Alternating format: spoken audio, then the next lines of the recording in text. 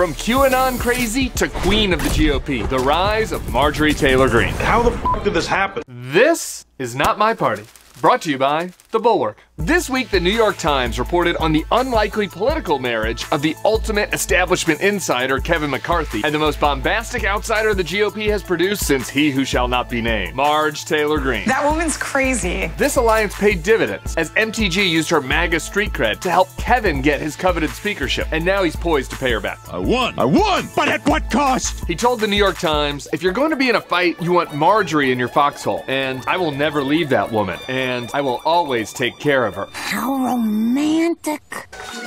This is a shockingly fast turnaround for Marge, given that just under a year ago she was stripped of her committee assignments for speaking at a white nationalist conference with that little virgin Nazi Nick Fuentes. Not a good look. And she also kind of indicated she wanted to execute top Democrats like Nancy Pelosi. She's a traitor to our country. She's guilty of treason. It's a crime punishable by death. That seems a bit extreme, don't you think? But these days, this new power couple is the most dramatic example yet of a phenomenon that I've coined the new MAGA establishment. Okay, that sounds absolutely terrifying. For decades, there had been this internal fight between the moderate establishment Republicans and the far-right crazies. But that's been over for a while now, and the crazies won. As a result, a handful of the old establishment, like me, left the party. Those like Kevin, who stayed, just came to terms with it in order to survive.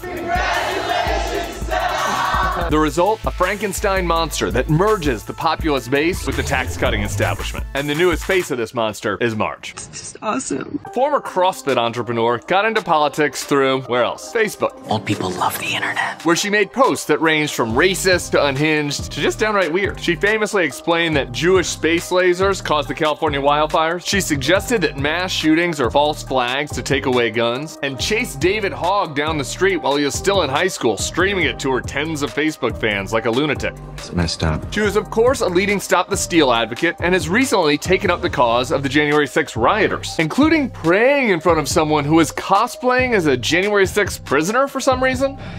Weird, man. She thought the Clintons killed JFK Jr., which is kind of weird because QAnon also thinks he's still alive. He died in a mysterious plane crash. That's another one of those Clinton murders. Which one is real? Yes. She questioned whether a plane really crashed into the Pentagon on 9/11 and said that our government is filled both with Islamists and Satan-worshipping pedophiles. There is an Islamic invasion into our government offices right now. There's a once-in-a-lifetime opportunity to take this global cable of Satan-worshipping pedophiles out. No more cable for you. And her piece de resistance, that Hillary was both spirit cooking and practicing frazzle drip.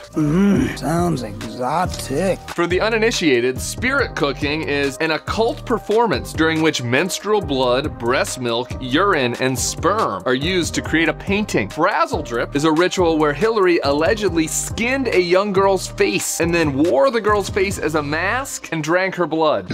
Jesus fucking Christ. But none of that insanity matters to Kevin McCarthy, because the new MAGA establishment needs people like Marge to cover up their own cuckitude. That's why this ally of McCarthy defended Marge by saying she had matured. She has matured. I think she realizes she doesn't know everything. Matured? This interview takes place just 1 month after the super mature 48-year-old called for a armed MAGA coup. If Steve Bannon and I had organized that, we would have won. Not to mention, it would have been armed. That's very mature. That is Kevin's new #1 wingwoman. And since she has the Republican base's trust, she will be the one that's setting the agenda. And that is a scary prospect indeed. It's a story that if you were actually to write this in a book, I probably would quit reading the book. I didn't know you could read. See you next week for more Not My Party.